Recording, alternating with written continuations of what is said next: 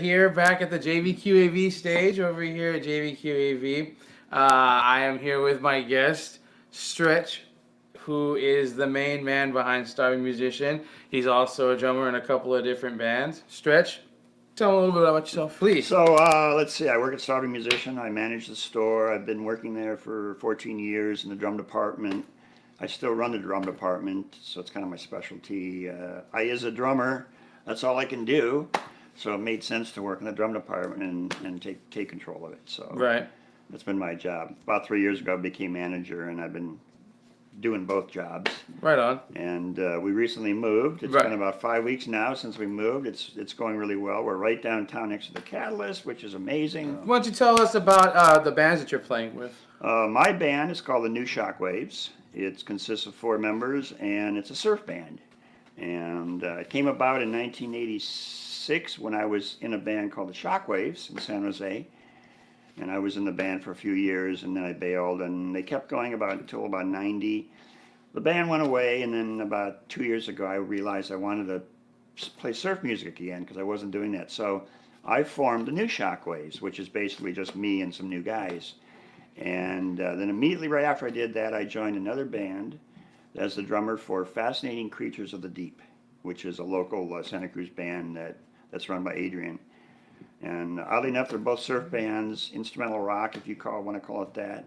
A lot of originals in both bands. It's a blast to play. I love it. Right. It's what I like and do best is play surf music. So tell me a little bit about some of your influences drummer-wise. Do you have anybody that you're really big, You know, when I was starting out, I've only been drumming for about 30 years, which is actually not that long compared to some people out there who start when they're 3. I started when I was 30. Keith Moon is an influence. Right. Buddy Rich is an influence. Oh. Gene Krupa is an influence. I'll never do anything like them, but they're still influences. I had a good friend who passed away a long time ago at a young age named Ron Wilson. Mm-hmm. He was the drummer for the Safaris, and he co-wrote Wipeout. Right. He was a heavy influence on me, and Right. he was a monster player that no one really knew who he was. Right. Because he had skills that you couldn't, you could hear him. And I got to know him as a friend, so I got to see him up close and personal and do gigs with him. And I realized what an amazing drummer he was, who wasn't famous. That's mainly it, but I never studied enough. I never took enough lessons to emulate anybody and really get into what they were doing. I just took bits and pieces and. So tell us a little bit about your drum kit configuration. Like, what do you play with, for the most part? Wow, I just downsized to. It was going to be 1 kit, but ended up being 2 because I realized I couldn't go cold turkey down to 1 kit. Right. I went from 9 kits down to 6, down to about 4 kits. Right. I was going to get down to 1, and I realized I couldn't do it, so I have 2. So my main kit is actually a modern kit. It's a Mapex. Right. I play with 1 rack tom, usually a 13, 1 floor tom, usually a 16, and a 22 bass drum. I also have an 18 bass drum option. Right. I also have a 14 floor tom option, and I have a 10-inch rack tom option. Yeah. But I usually play 12, 14, 18, or 12, 16, 22. They're my 2 main configurations. Plus a snare, of course. And my snare drums, right now, most of my snare drums are Craviotto snare drums. There you I mix go. those with an Apex. And Yes. It really gives a nice sound. Yes. My other kit is a beater kit. I just finished putting together. It was the one I couldn't get rid of, and that's just an old vintage 1971 Ludwig. Right.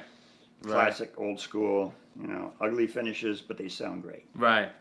Yeah, I actually got my first drum kit. It was a imitation Pearl export Japanese made from Starving Musician. I believe it was 2012 is when I got it over there from Starving Musician. And I'll never forget that kit. And the thing is the memories that you make along with using that piece of equipment. Your drum sets come and go, but the memories. You remember those shows, and you remember being there using these kits and whatnot. And it's it's almost like a part of you for that time, and you might lose a part of you with it being the drum set and all, but you always will remember it being there, for that particular gig or that particular event and whatnot. We have a clip of Stretch in action. We're gonna check out that clip, and then we're gonna come back and talk a little bit more with Stretch. So we'll be back right after this.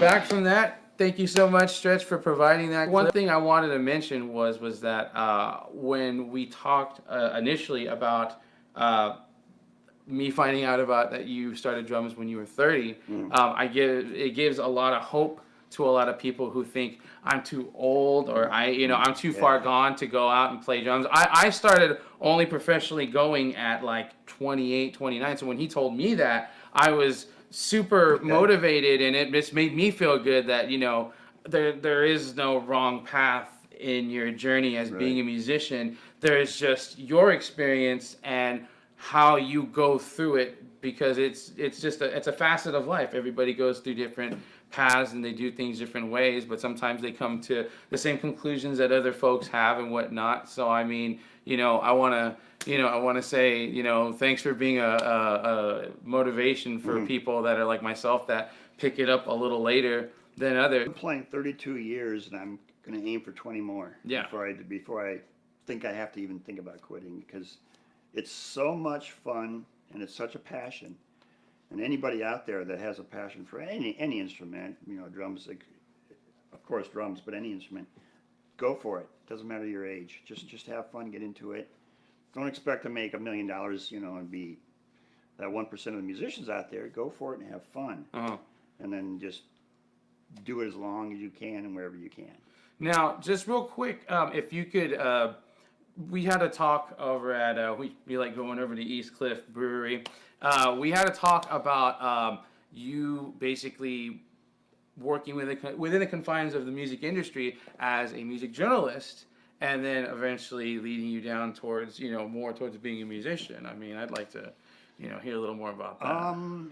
I started out my music career as working in record stores, and then a year later I started working on a radio station. Right. As a disc jockey. It was a college radio station up in Los Altos Hills, which is KFJC, Foothill Junior College.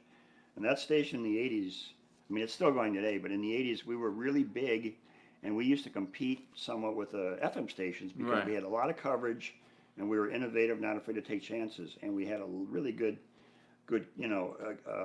basically good coverage of the whole Bay Area. Right. And so that got us a lot of attention as opposed to a lot of really small college stations where 300 people can hear you. Right. We had thousands and thousands of people. So I started my career in radio, and I did 7 years as a disc jockey, interviewing bands and, you know, playing records and all that good stuff. So that's how I started. And then in 86, that was in 81 I started that, and then in 86 when I started being in a band, and I thought to myself, I don't have enough time to be a disc jockey and a musician. Right. What's going to take me farther and be more rewarding? I quit being a DJ because that's all volunteer, Right. and I became a drummer, musician, if you will, and still doing it 32 years later. Yeah. And I'm still happy to do that. I've even had offers to go back and DJ, but I just don't have the time. Right.